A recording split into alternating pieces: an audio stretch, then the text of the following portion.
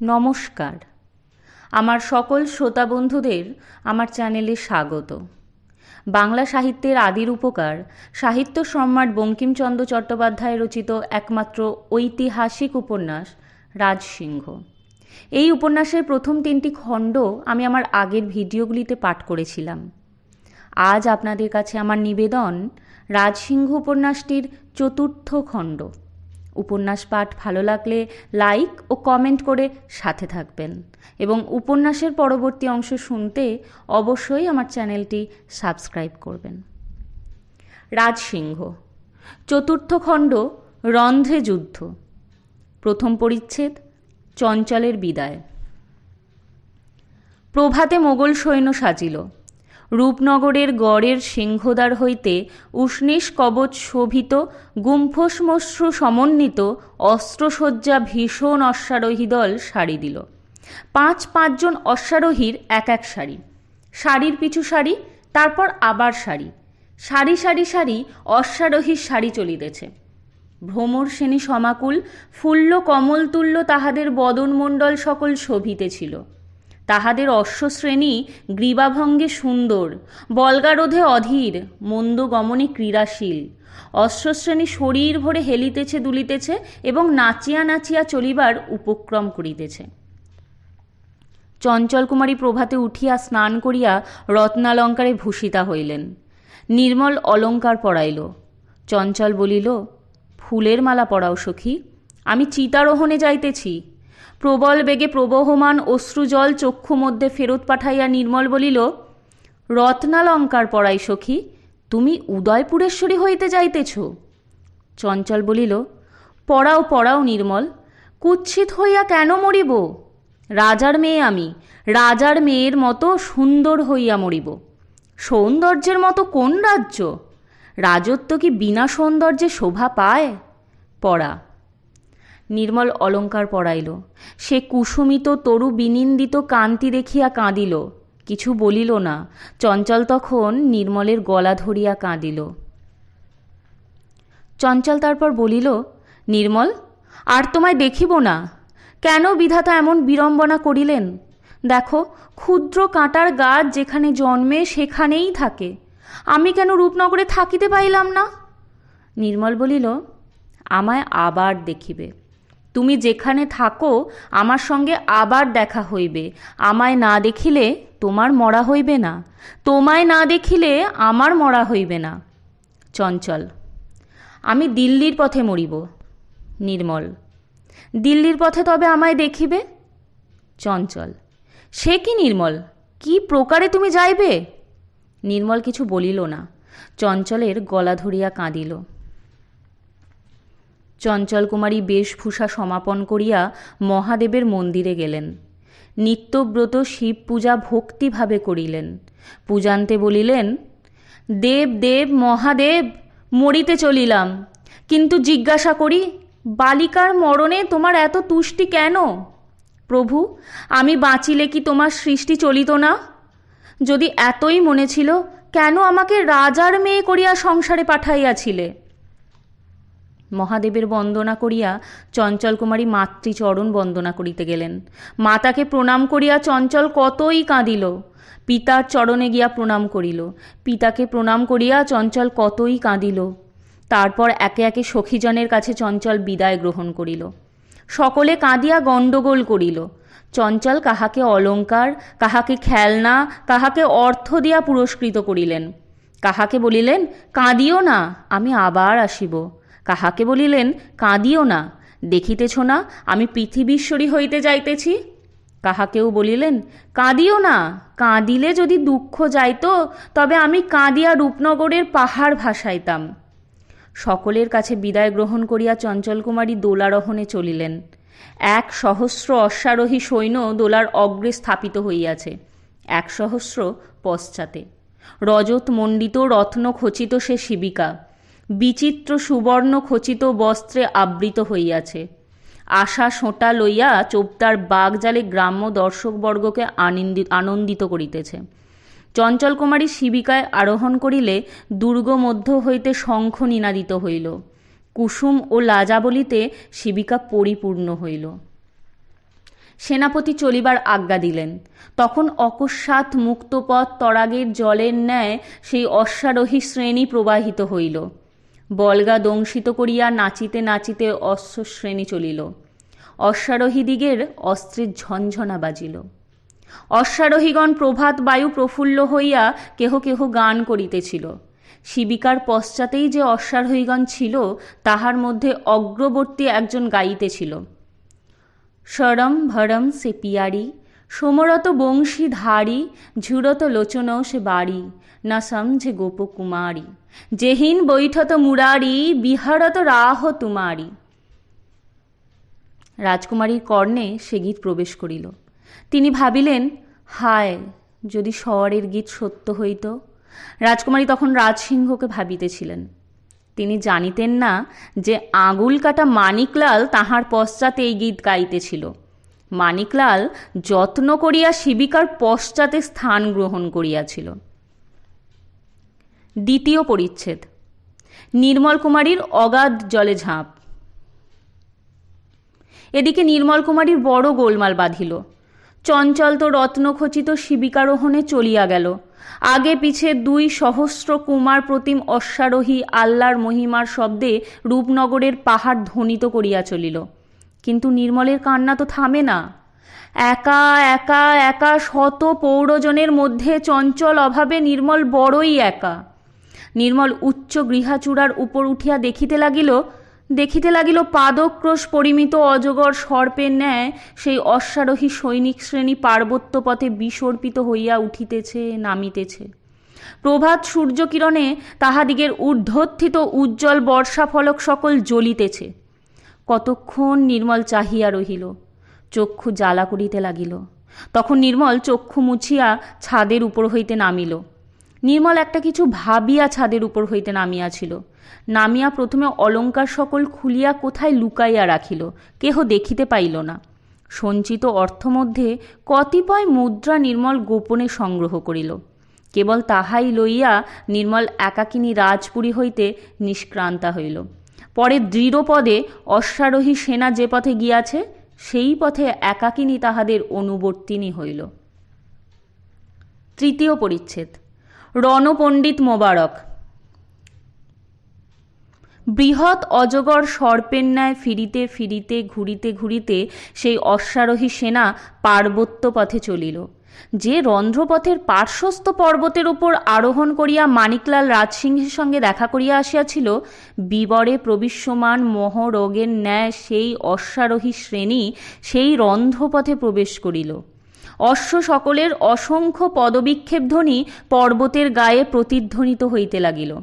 এমনকি সেই স্থির শব্দহীন বিজন প্রদেশে অশ্বারোহীদিগের অস্ত্রের মৃদু শব্দ একত্র সমুত্থিত হইয়া রোমহর্ষণ প্রতিধ্বনির উৎপত্তির কারণ হইতে লাগিল।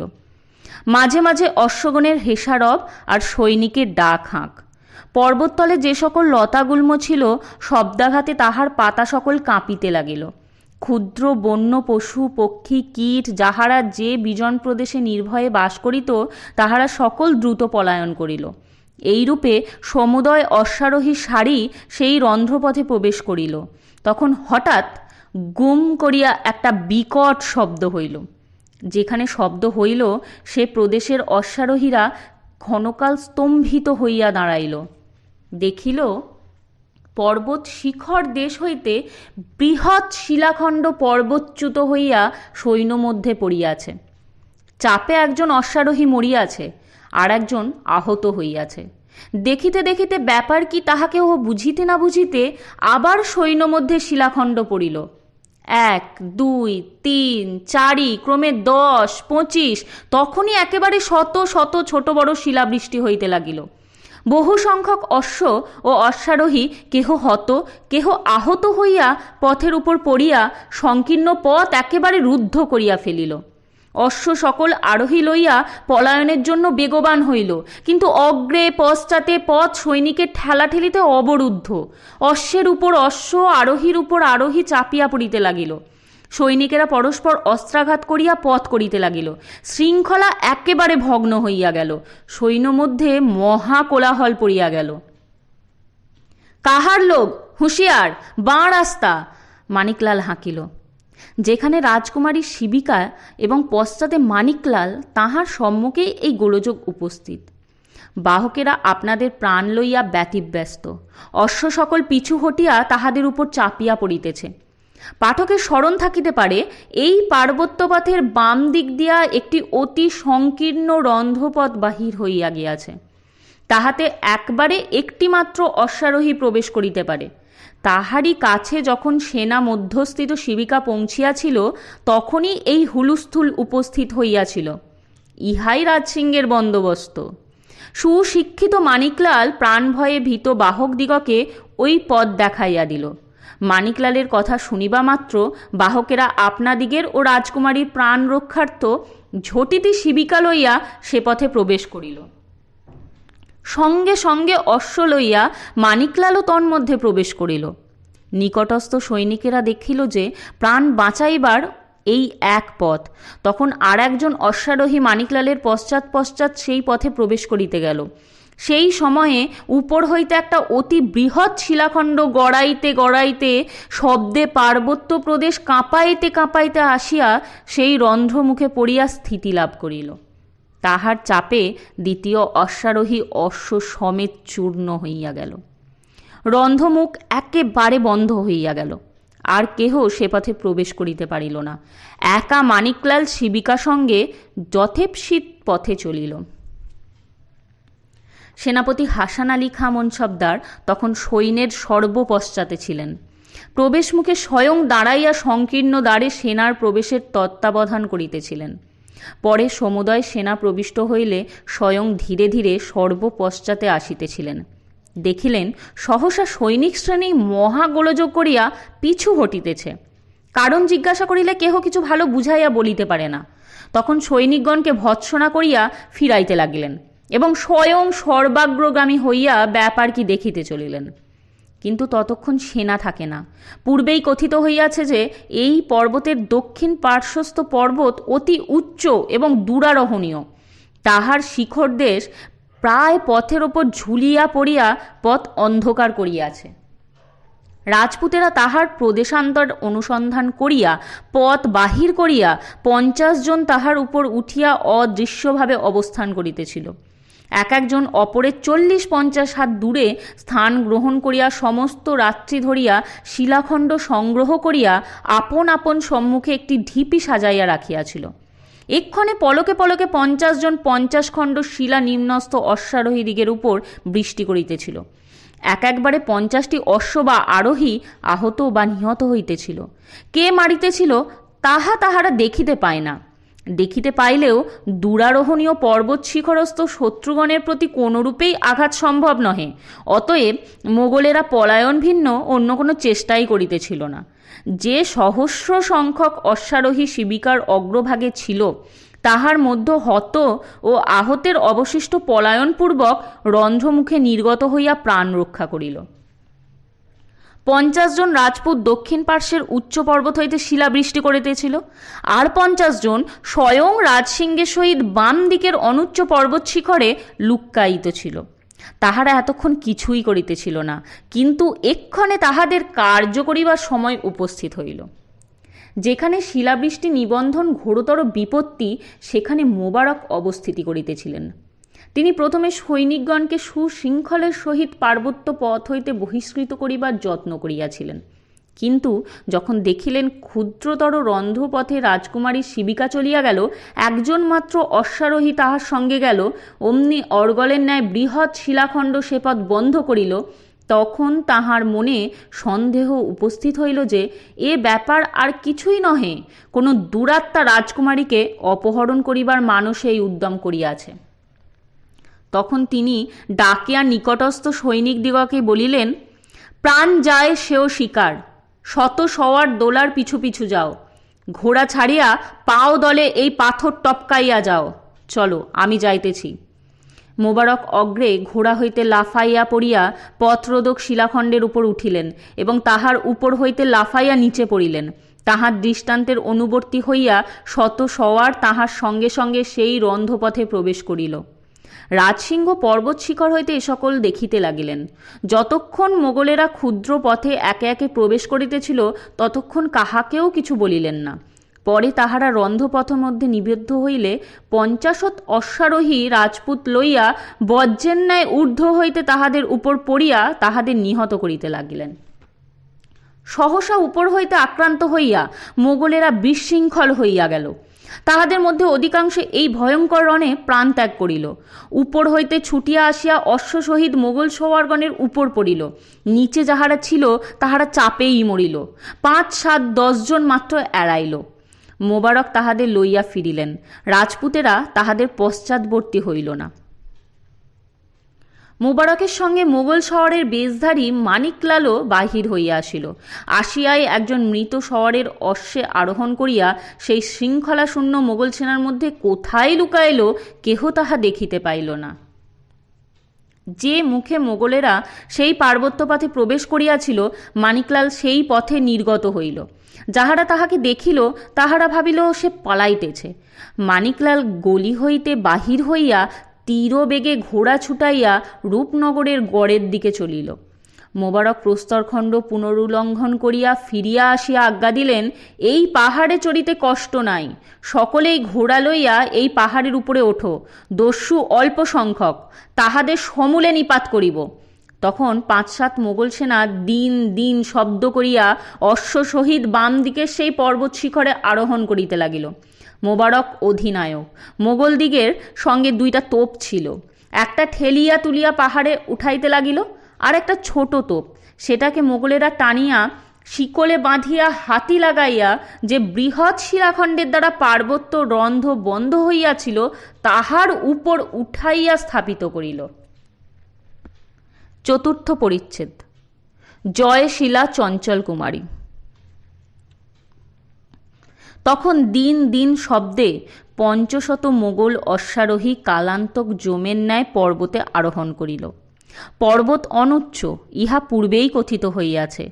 শিখর দেশে উঠিতে তাহাদের বড় কাল বিলম্ব হইল না, কিন্তু পর্বত শিখরে উঠিয়া দেখিল যে কেহ তো পর্বতোপরি নাই। যে রন্ধ্রপথ মধ্যে প্রবেশ করিয়া তিনি নিজে পরাভূত হইয়া ফিরিয়া আসিয়াছিলেন, এখন মোবারক বুঝিলেন যে সমুদয় দস্যু মোবারকের বিবেচনায় তাহারা রাজপুত দস্যু, ভিন্ন আর কিছুই নহে, সেই রন্ধ্রপথে আছে। তাহার দ্বিতীয় মুখ রোধ করিয়া তাহাদিগের বিনাশ সাধন করিবেন মোবারক এইরূপ মনে মনে স্থির করিলেন। হাসান আলী অপর মুখে কামান পাতিয়া বসিয়া আছেন। এই ভাবিয়া তিনি সেই রন্ধ্রের ধারে ধারে সৈন্য লইয়া চলিলেন। ক্রমে পথ প্রশস্ত হইয়া আসিল। তখন মোবারক পাহাড়ের ধারে আসিয়া দেখিলেন 40 জনের অনধিক রাজপুত শিবিকা সঙ্গে রুধিরাক্ত কলেবরে সেই পথে চলিতেছে। মোবারক বুঝিলেন যে অবশ্যই ইহারা নির্গম পথ জানে। ইহাদের উপর দৃষ্টি রাখিয়া ধীরে ধীরে চলিলে রন্ধ্রদ্বারে উপস্থিত হইব। তাহা হইলে যেরূপ পথে রাজপুতেরা পর্বত হইতে নামিয়াছিল সেইরূপ অন্য পথ দেখিতে পাইব। রাজপুতেরা যে আগে উপরে ছিল পরে নামিয়াছে তাহার সহস্র চিহ্ন দেখা যাইতেছিল। মোবারক রাজপুত দিকের ওপর দৃষ্টি রাখিয়া ধীরে ধীরে চলিতে লাগিলেন। কিছু পরে দেখিলেন পাহাড় ঢালু হইয়া আসিতেছে, সম্মুখে নির্গমের পথ। মোবারক অশ্ব সকল তীর বেগে চালাইয়া পর্বততলে নামিয়া রন্ধ্রমুখ বন্ধ করিলেন। রাজপুতেরা রন্ধ্রের বাঁক ফিরিয়া যাইতেছিল, সুতরাং তাহারা আগে রন্ধ্রমুখে পৌঁছাতে পারিল না। মোগলেরা পথরোধ করিয়া রন্ধ্রমুখে কামান বসাইল এবং আগতপ্রায় রাজপুতগণকে উপহাস করিবার জন্য তাহার বজ্রনাদ একবার শুনাইল। দিন দিন শব্দের সঙ্গে পর্বতে সেই ধ্বনি প্রতিধ্বনিত হইল। শুনিয়া উত্তরস্বরূপ রন্ধ্রের অপর মুখে হাসান আলীও কামানের আওয়াজ করিলেন। আবার পর্বতে পর্বতে প্রতিধ্বনি বিকট ডাক ডাকিল। রাজপুতগণ শিহরিল, তাহাদের কামান ছিল না। রাজসিংহ দেখিলেন আর কোনো মতেই রক্ষা নাই। তাহার সৈন্যের 20 গুণ সেনা পথের 2 মুখ বন্ধ করিয়াছে। পথান্তর নাই, কেবল যম মন্দিরের পথ খোলা। রাজসিংহ স্থির করিলেন সেই পথে যাইবেন। তখন সৈনিকগণকে একত্রিত করিয়া বলিতে লাগিলেন, ভাই বন্ধু যে কেহ সঙ্গে থাকো, আজই সরলান্তকরণে আমি তোমাদের কাছে ক্ষমা চাইছি। আমারই দোষে এ বিপদ ঘটিয়াছে। পর্বত হইতে নামিয়াই এদোষ করিয়াছি। এখন এই গলির দুই মুখ বন্ধ, দুই মুখেই কামান শুনিতেছি, দুই মুখে আমাদের 20 গুণ মোগল দাঁড়াইয়া আছে, সন্দেহ নাই। অতএব আমাদিগের বাঁচিবার ভরসা নাই। নাই তাহাতেই বা ক্ষতি কি? রাজপুত হইয়া কে মরিতে কাতর? সকলেই মরিব, একজনও বাঁচিব না, কিন্তু মারিয়া মরিব। যে মরিবার আগে 2 জন মোগল না মারিয়া মরিবে সে রাজপুত নহে। রাজপুতেরা শুনো, এ পথে ঘোড়া ছোটে না, সবাই ঘোড়া ছাড়িয়া দাও। এসো, আমরা তরবারি হাতে লাফাইয়া গিয়া তোপের ওপর পড়ি। তোপ তো আমাদেরই হইবে, তারপর দেখা যাইবে কত মোগল মারিয়া মরিতে পারি। তখন রাজপুতগণ অশ্ব হইতে লাফাইয়া পড়িয়া একত্র অসি নিষ্কষিত করিয়া মহারানা কি জয় বলিয়া দাঁড়াইল। তাহাদের দৃঢ় প্রতিজ্ঞ মুখকান্তি দেখিয়া রাজসিংহ বুঝিলেন যে প্রাণ রক্ষা না হোক একটি রাজপুতও হটিবে না। সন্তুষ্ট চিত্তে রানা আজ্ঞা দিলেন, 2 করিয়া সারি দাও। অশ্বপৃষ্ঠে সবে একে একে যাইতেছিল। পদব্রজে 2 রাজপুত চলিল। রানা সর্বাগ্রে চলিলেন। আজ আসন্ন মৃত্যু দেখিয়া তিনি প্রফুল্ল চিত্ত। এমন সময়ে সহসা পর্বত রন্ধ্র কম্পিত করিয়া পর্বতে প্রতিধ্বনি তুলিয়া রাজপুত সেনা শব্দ করিল, মাতাজি কি জয়, কালী মায়ে কি জয়। অত্যন্ত হর্ষসূচক ঘোর রব শুনিয়া রাজসিংহ পশ্চাৎ ফিরিয়া দেখিলেন ব্যাপার কি। দেখিলেন 2 পার্শ্বে রাজপুত সেনা সারি দিয়েছে। মধ্যে বিশাল লোচনা সহাস্য বদনা কোনো দেবী আসিতেছেন। হয় কোনো দেবী মনুষ্যমূর্তি ধারণ করিয়াছেন, নয় কোনো মানবীকে বিধাতা দেবীর মূর্তিতে গঠিয়াছেন।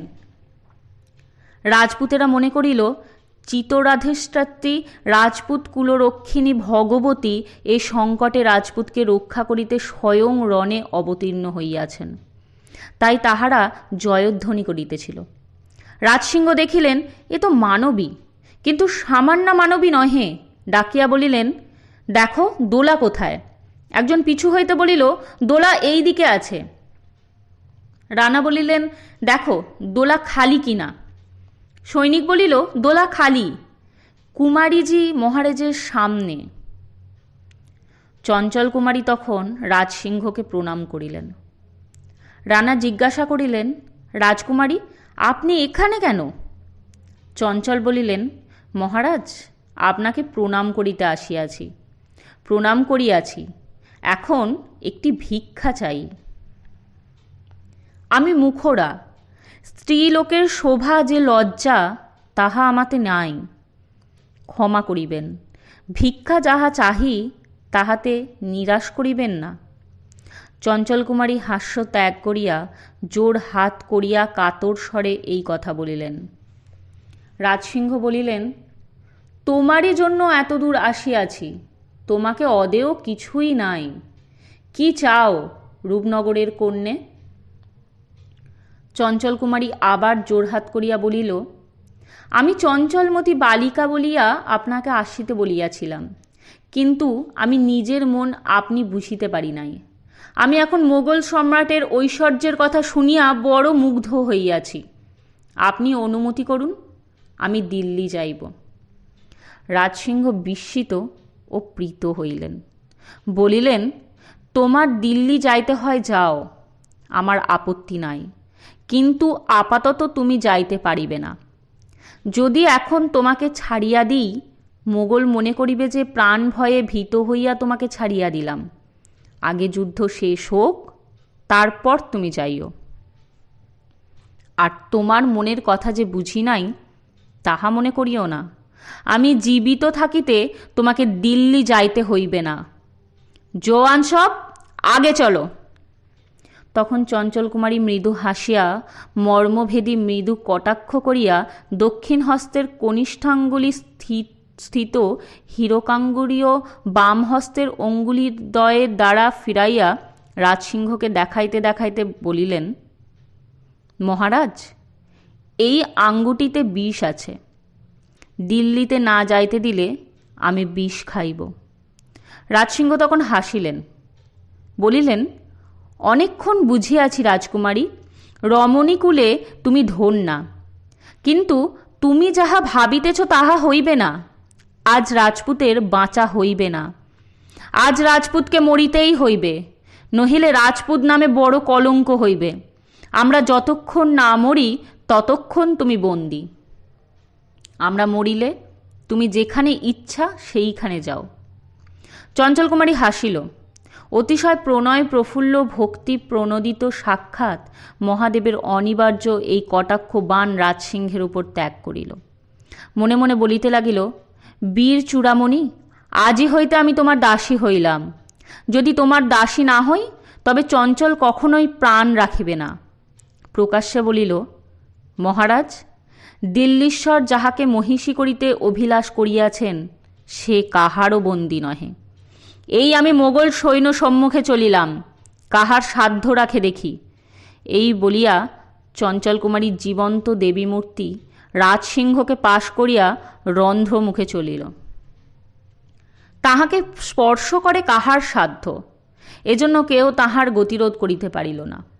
হাসিতে হাসিতে হেলিতে দুলিতে সেই স্বর্ণ মুক্তাময়ী প্রতিমা রন্ধ্রমুখে চলিয়া গেল। একাকিনী চঞ্চলকুমারী সেই প্রজ্বলিত বহ্নিতুল্য রুষ্ট সশস্ত্র ৫০০ মোগল অশ্বারোহীর সম্মুখে গিয়া দাঁড়াইলেন। যেখানে সেই পথ রোধকারী কামান, মনুষ্য নির্মিত বজ্র অগ্নি উদ্গীর্ণ করিবার জন্য হাঁ করিয়া আছে, তাহার সম্মুখে রত্নমণ্ডিতা লোকাতীতা সুন্দরী দাঁড়াইল।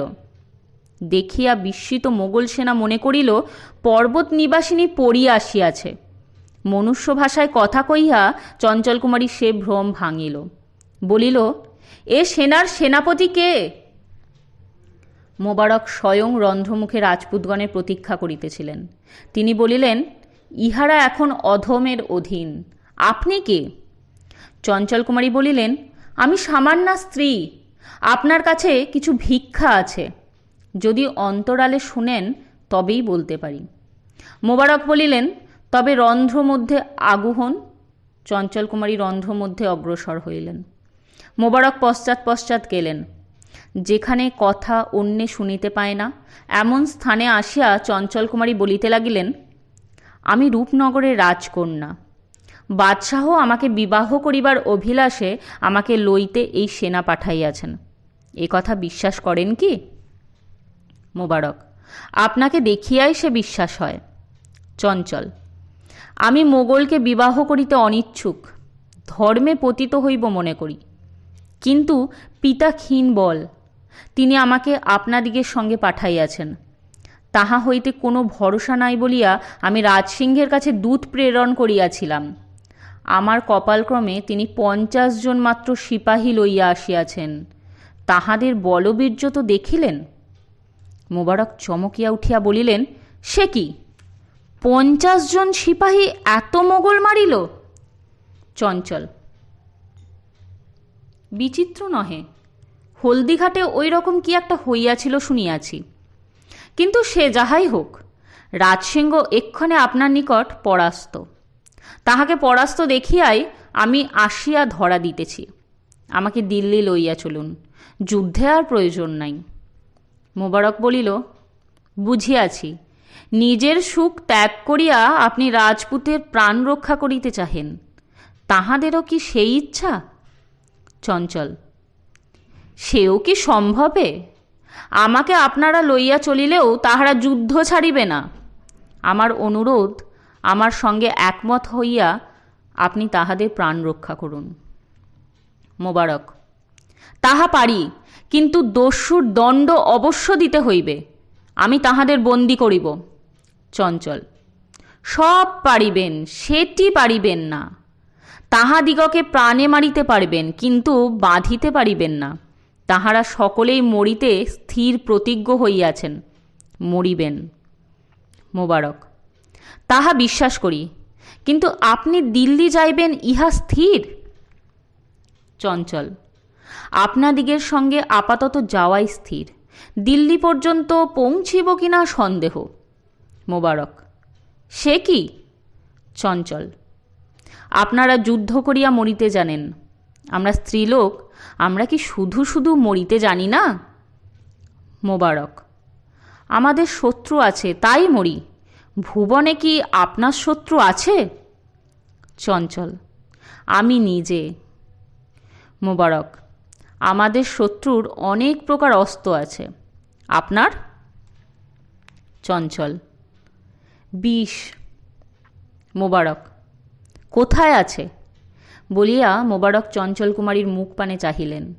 বুঝি অন্য কেহ হইলে তাহার মনে হইত নয়ন ছাড়া আর কোথাও বিষ আছে কি? কিন্তু মোবারক সে ইতর প্রকৃতির মনুষ্য ছিলেন না।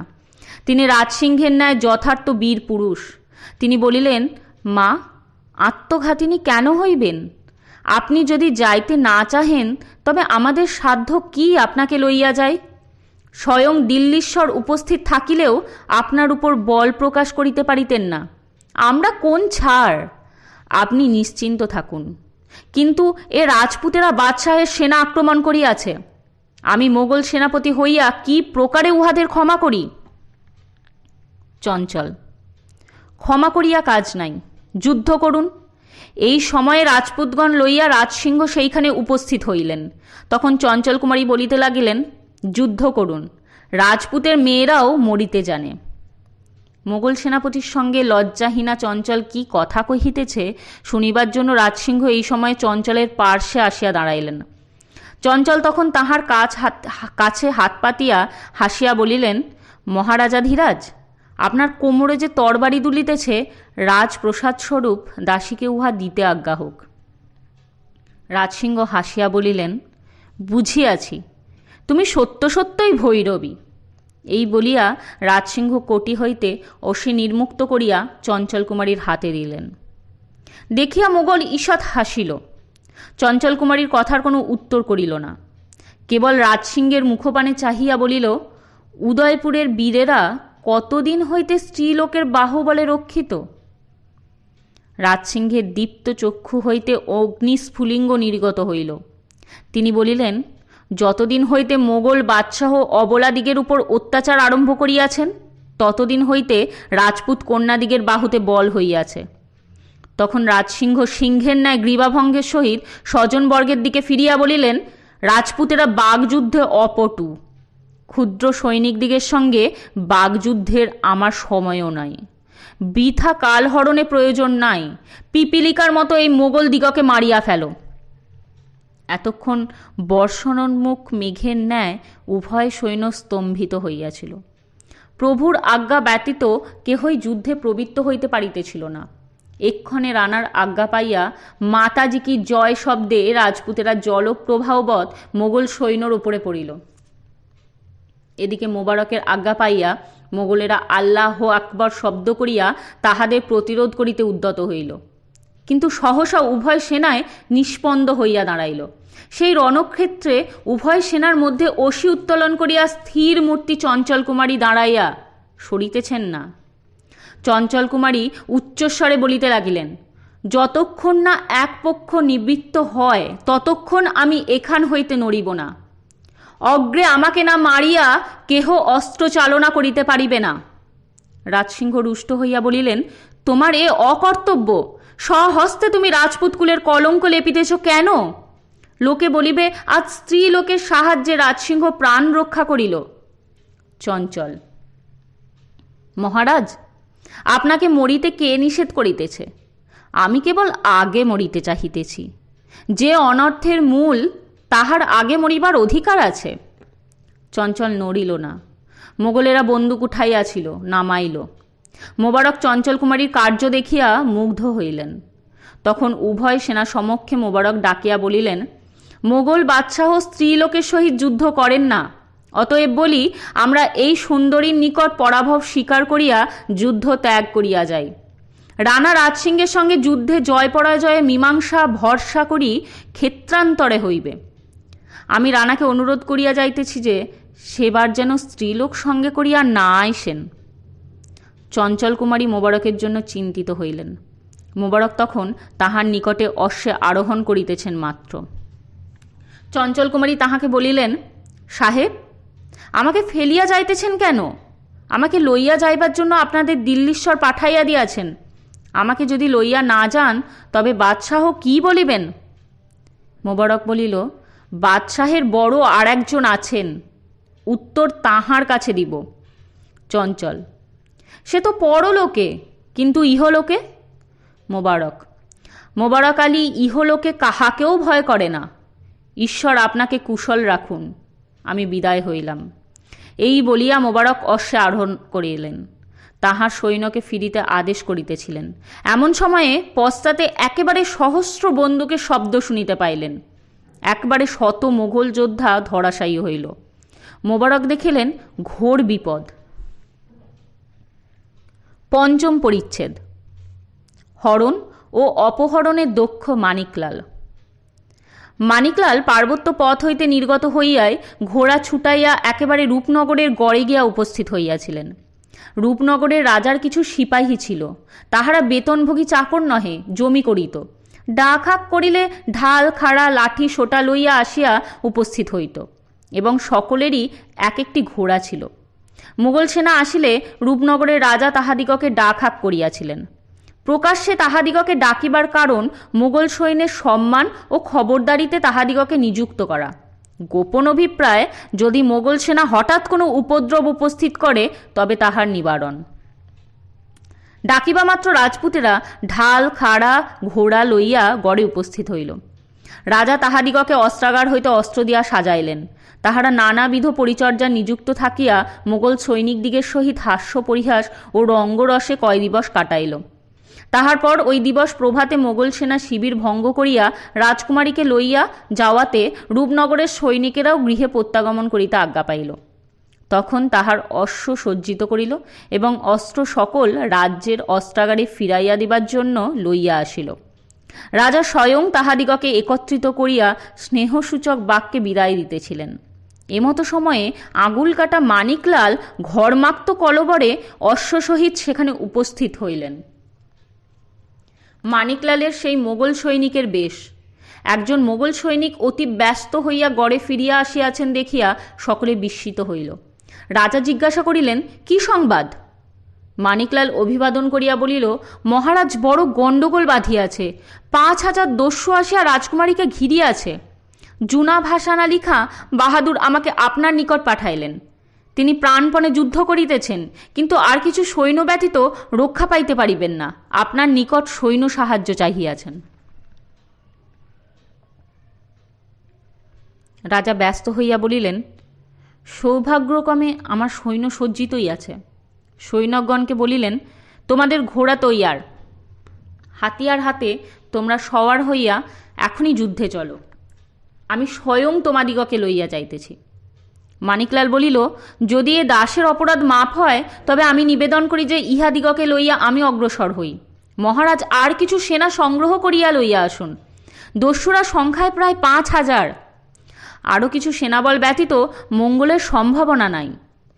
স্থূলবুদ্ধি রাজা তাহাতেই সম্মত হইলেন। সহস্র সৈনিক লইয়া মানিকলাল অগ্রসর হইল। রাজা আরও সৈন্য সংগ্রহের চেষ্টায় গড়ে রহিলেন। মানিক সেই রূপনগরের সেনা লইয়া যুদ্ধক্ষেত্রাভিমুখে চলিল।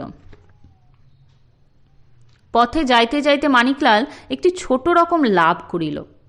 পথের ধারে একটি বৃক্ষের ছায়ায় একটি স্ত্রীলোক পড়িয়া আছে, বোধ হয় যেন পীড়িতা। অশ্বারোহী সৈন্য প্রধাবিত দেখিয়া সেই উঠিয়া বসিল। দাঁড়াইবার চেষ্টা করিল, বোধ হয় পলাইবার ইচ্ছা, কিন্তু পারিল না। বল নাই ইহা দেখিয়া মানিকলাল ঘোড়া হইতে নামিয়া তাহার নিকটে গেল। গিয়া দেখিল স্ত্রীলোকটি অতিশয় সুন্দরী। জিজ্ঞাসা করিল, তুমি কে গা, এখানে এ প্রকারে পড়িয়া আছ? যুবতী জিজ্ঞাসা করিল, আপনারা কাহার ফৌজ? মানিকলাল বলিল, আমি রানা রাজসিংহের ভৃত্য। যুবতী বলিল, আমি রূপনগরের রাজকুমারীর দাসী। মানিক, তবে এখানে এ অবস্থায় কেন? যুবতী, রাজকুমারীকে দিল্লি লইয়া যাইতেছে। আমি সঙ্গে যাইতে চাহিয়াছিলাম, কিন্তু তিনি আমাকে সঙ্গে লইয়া যাইতে রাজিই হন নাই, ফেলিয়া আসিয়াছেন। আমি তাই হাঁটিয়া তাহার কাছে যাইতেছিলাম। মানিকলাল বলিল, তাই পথশ্রান্ত হইয়া পড়িয়া আছো? নির্মল কুমারী বলিল, অনেক পথ হাঁটিয়াছি, আর পারিতেছি না। পথ এমন বেশি নয়, তবে নির্মল কখনো পথ হাঁটে না, তার পক্ষে অনেক বটে। মানিক, তবে এখন কি করিবে? নির্মল, কি করিব, এইখানে মরিব। মানিক, ছি, মরিবে কেন? রাজকুমারীর কাছে চলো না কেন? নির্মল, যাইব কি প্রকারে, হাঁটিতে পারিতেছি না, দেখিতেছ না? মানিক, কেন ঘোড়ায় চলো না? নির্মল হাসিল, বলিল, ঘোড়ায়? মানিক, ঘোড়ায় ক্ষতি কি?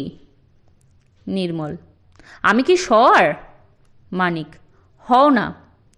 নির্মল, আপত্তি নাই, তবে একটা প্রতিবন্ধক আছে, ঘোড়ায় চড়িতে জানি না। মানিক, তার জন্য কি আটকায়, আমার ঘোড়ায় চড়ো না। নির্মল, তোমার ঘোড়া কলের না মাটির? মানিক, আমি ধরিয়া থাকিব। নির্মল লজ্জারহিতা হইয়া রসিকতা করিতেছিল, এবার মুখ ফিরাইল, তারপর ভ্রুকুটি করিল, রাগ করিয়া বলিল, আপনি আপনার কাজে যান, আমি আমার গাছতলায় পড়িয়া থাকি, রাজকুমারীর সঙ্গে সাক্ষাতে আমার কাজ নাই। মানিকলাল দেখিল মেয়েটি বড় সুন্দরী, লোভ সামলাইতে পারিল না, বলিল, হাগা, তোমার বিবাহ হইয়াছে? রহস্যপরায়ণা নির্মল মানিকলালের রকম দেখিয়া হাসিল, বলিল, না। মানিক, তুমি কি জাতি? নির্মল, আমি রাজপুতের মেয়ে। মানিক, আমিও রাজপুতের ছেলে, আমারও স্ত্রী নাই, আমার একটি ছোট মেয়ে আছে, তার একটা মা খুঁজি। তুমি তার মা হইবে, আমায় বিবাহ করিবে? তা হইলে আমার সঙ্গে একত্রে ঘোড়ায় চড়ায় কোনো আপত্তি হয় না। নির্মল, শপথ করো। মানিক, কি শপথ করিব? নির্মল, তরবার ছুঁইয়া শপথ করো যে আমাকে বিবাহ করিবে। মানিকলাল তরবারি স্পর্শ করিয়া শপথ করিল যে যদি আজিকার যুদ্ধে বাঁচি তবে তোমাকে বিবাহ করিব।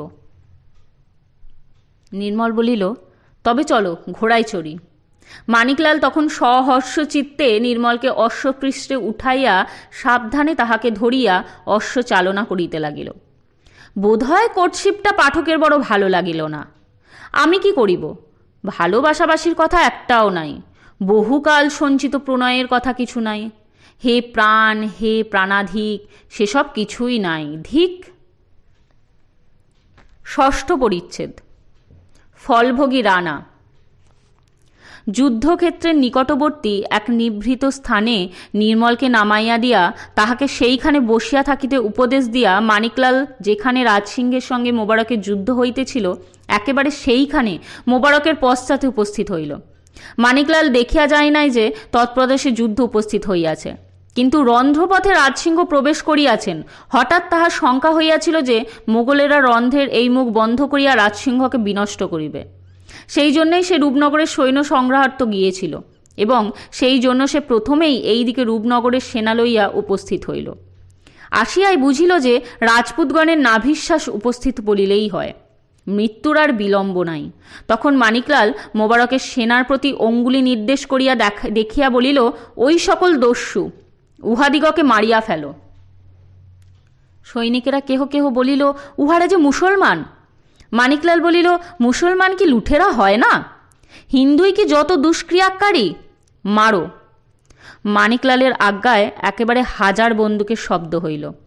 মোবারক ফিরিয়া দেখিলেন কোথা হইতে সহস্র অশ্বারোহী আসিয়া তাহাকে পশ্চাৎ হইতে আক্রমণ করিতেছে। মোগলেরা ভীত হইয়া আর যুদ্ধ করিল না, যে যেদিকে পারিল সে সেই দিকে পলায়ন করিল। মোবারক রাখিতে পারিলেন না। তখন রাজপুতেরা মাতাজি কি জয় বলিয়া তাহাদের পশ্চাৎ ধাবিত হইল। মোবারকের সেনা ছিন্ন ভিন্ন হইয়া পর্বতারোহণ করিয়া পলায়ন করিতে লাগিল। রূপনগরের সেনা তাহাদিগের পশ্চাৎ ধাবিত হইয়া পর্বতারোহণ করিতে লাগিল। মোবারক সেনা ফিরাইতে গিয়া সহসা অশ্ব সমেত অদৃশ্য হইলেন। এই অবসরে মানিকলাল বিস্মিত রাজসিংহের নিকট উপস্থিত হইয়া প্রণাম করিলেন। রানা জিজ্ঞাসা করিলেন, কি এ কাণ্ড মানিকলাল? কিছুই বুঝিতে পারিতেছি না, তুমি কিছু জানো? মানিকলাল হাসিয়া বলিল, জানি। যখন আমি দেখিলাম যে মহারাজ রন্ধ্রপথে নামিয়াছেন তখন বুঝিলাম যে সর্বনাশ হইয়াছে। প্রভুর রক্ষার্থ আমি আবার একটি নতুন জুয়া চুরি করিতে হইয়াছে। এই বলিয়া মানিকলাল যাহা যাহা ঘটিয়াছিল সংক্ষেপে রানাকে শুনাইল। আপ্যায়িত হইয়া রানা মানিকলালকে আলিঙ্গন করিয়া বলিলেন, মানিকলাল, তুমি যথার্থ প্রভু ভক্ত। তুমি যে কার্য করিয়াছ যদি কখনো উদয়পুর ফিরিয়া যায় তবে তাহার পুরস্কার করিব। কিন্তু তুমি আমাকে বড় সাধে বঞ্চিত করিলে। আজ মুসলমানকে দেখাইতাম যে রাজপুত কেমন করিয়া মরে। মানিকলাল বলিল, মহারাজ, মোগলকে সে শিক্ষা দেবার জন্য মহারাজের অনেক ভিত্ত আছে, সেটা রাজকার্যের মধ্যে গণনীয় নহে। এখন উদয়পুরের পথে খোলসা, রাজধানী ত্যাগ করিয়া পর্বতে পর্বতে পরিভ্রমণ করা কর্তব্য নহে। এক্ষণে রাজকুমারীকে লইয়া স্বদেশে যাত্রা করুন। রাজসিংহ বলিলেন, আমার কতকগুলি সঙ্গী এখন ওদিকের পাহাড়ের উপরে আছে, তাহাদের নামাইয়া লইয়া যাইতে হইবে। মানিকলাল বলিল, আমি তাহাদিগকে লইয়া যাইব, আপনি অগ্রসর হন, পথে আমাদিগের সঙ্গে সাক্ষাৎ হইবে। রানা সম্মত হইয়া চঞ্চল কুমারীর সহিত উদয়পুরাভিমুখে যাত্রা করিলেন। সপ্তম পরিচ্ছেদ। স্নেহশালিনী পিসি। রানাকে বিদায় দিয়া মানিকলাল রূপনগরের সেনার পশ্চাৎ পশ্চাৎ পর্বতারোহণ করিল। পলায়ন পরায়ণ মোগল সেনা তৎকর্তৃক তাড়িত হইয়া যে যেখানে পাইল পলায়ন করিল। তখন মানিকলাল রূপনগরের সৈনিকদিগকে বলিলেন, শত্রুদল পলায়ন করিয়াছে, আর কেন বৃথা পরিশ্রম করিতেছ? কার্য সিদ্ধ হইয়াছে, রূপনগর ফিরিয়া যাও। সৈনিকেরাও দেখিল তাও বটে, সম্মুখ শত্রু আর কেহ নাই।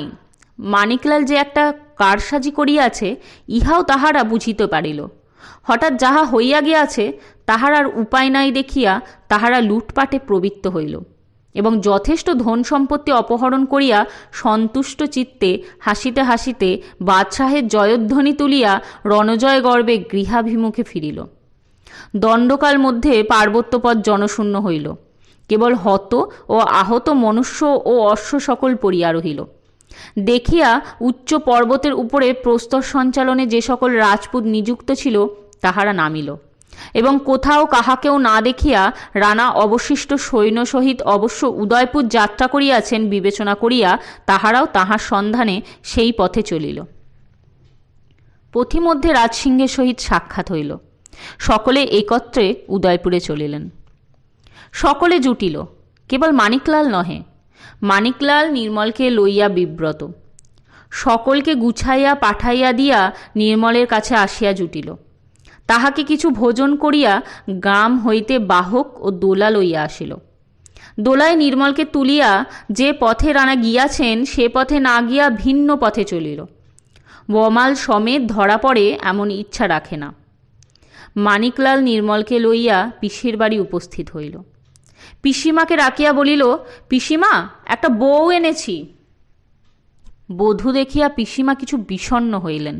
মনে করিলেন, লাভের যে আশা করিয়াছিলাম বধূ বুঝি তাহার ব্যাঘাত করিবে। কি করে, দুইটা আশরফি নগদ লইয়াছে, একদিন অন্ন না দিয়া বধূকে তাড়াইয়া দিতে পারিবে না। সুতরাং বলিল, বেশ বউ। মানিকলাল বলিল, পিসি, বহুর সঙ্গে আমার আজিও বিবাহ হয় নাই। পিসিমা বুঝিলেন তবে এটা উপপত্নী। জো পাইয়া বলিলেন, তবে আমার বাড়িতে মানিকলাল, তার ভাবনা কি, বিয়ে দাও না, আজই বিবাহ হোক। নির্মল লজ্জায় অধোবদন হইল। পিসিমা আবার জো পাইলেন, বলিলেন, সে তো সুখের কথা, তোমার বিবাহ দিব না তো কার বিবাহ দিব? তা বিবাহের তো কিছু খরচ চাই। মানিকলাল বলিল, তার ভাবনা কি? পাঠকের জানা থাকিতে পারে যুদ্ধ হইলেই লুট হয়। মানিকলাল যুদ্ধক্ষেত্র হইতে আসিবার সময়ে নিহত মোগল সওয়ারদিগের বস্ত্র মধ্যে অনুসন্ধান করিয়া কিছু সংগ্রহ করিয়া আনিয়াছিল। ঝনাত করিয়া পিসির কাছে গোটাকতক আশরফি ফেলিয়া দিলেন। পিসিমা আনন্দে পরিপ্লুত হইয়া তাহা কুড়াইয়া লইয়া পেটারায় তুলিয়া রাখিয়া বিবাহের উদ্যোগ করিতে বাহির হইলেন। বিবাহের উদ্যোগের মধ্যে ফুল, চন্দন ও পুরোহিত সংগ্রহ, সুতরাং আশরফিগুলি পিসিমাকে পেটারা হইতে আর বাহির করিতে হইল না। মানিকলালের লাভের মধ্যে তিনি যথাশাস্ত্র নির্মল কুমারীর স্বামী হইলেন। বলা বাহুল্য যে মানিকলাল রানার সৈনিকদিগের মধ্যে বিশেষ উচ্চ পদ লাভ করিলেন এবং নিজ গুণে সর্বত্র সম্মান প্রাপ্ত হইলেন। আজকে এখানেই শেষ করলাম। উপন্যাসটির 4র্থ খণ্ড সমাপ্ত হল। ধন্যবাদ।